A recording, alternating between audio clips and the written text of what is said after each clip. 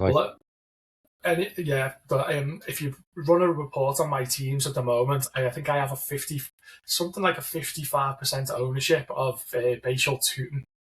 And that's because of I've listened to that many podcasts on fantasy points last year, and about 5 or 6 of them would just keep going on about, like, because you could pick him up in the third rounds of rookie drafts or like late in the second round, and so many people kept talking about him and all the different skill sets, and the next thing I knew, I keep picking every time I had like a 210 pick or something, I'd get Tootin, and then all of a sudden I realised he was in over half of my dynasty teams, so he's the one I've drafted, and now I'm praying that now Etienne's gone, that he's going to be the main man, and if he is, I've got myself an RB1 potentially with like 55% of my teams, or it could be completely crap.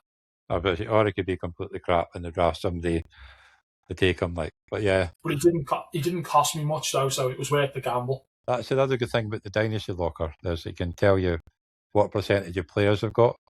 Yeah. I think the highest percent I've got of checking through 47 leagues at the moment is Demir Gibbs 17% of my leagues. It's not a bad one to have a high one of. Or next up is Jordan Addison and Wandale Robinson at 17%. Cam Scatterbo at 15%. How many dynasty leagues are you in? Dynasty, quite a few. Yeah, I would say when you're saying 15%, 19. I've got 19 dynasties. So I think of the 47 leagues, it's also counting the OrkneyBowl leagues that I'm commissioner of. Yeah, true.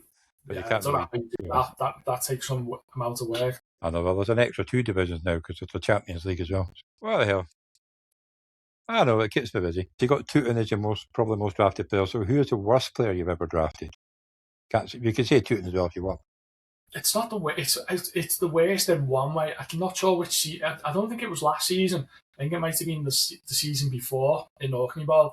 And for whatever reason, because I had so many drafts on the go, I completely forgot that it was one QB, and I drafted the quarterback in the first round. I think it Lamar, and it wasn't anything. It wasn't a knock on Lamar, but it was just the fact I probably drafted him 4 or 5 rounds too early because I wasn't paying attention, and it was like, oh shit, yeah, OrkneyBowl's one QB, isn't it? And then by that point, it was already gone down to the second round picks then, and I was playing catch up. And you were the defending champion. Exactly, yeah. So it just shows you how much, normally I would sit down and just read everything before I do it, but for some reason, my mind just, when I was picking, everything went out the window, and I picked Lamar. Yeah.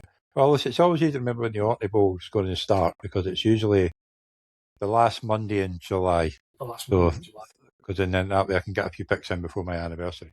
I think the very first year was the 1st of August. That went down well. My phone was going ping, ping, ping all day when you're trying to celebrate your anniversary.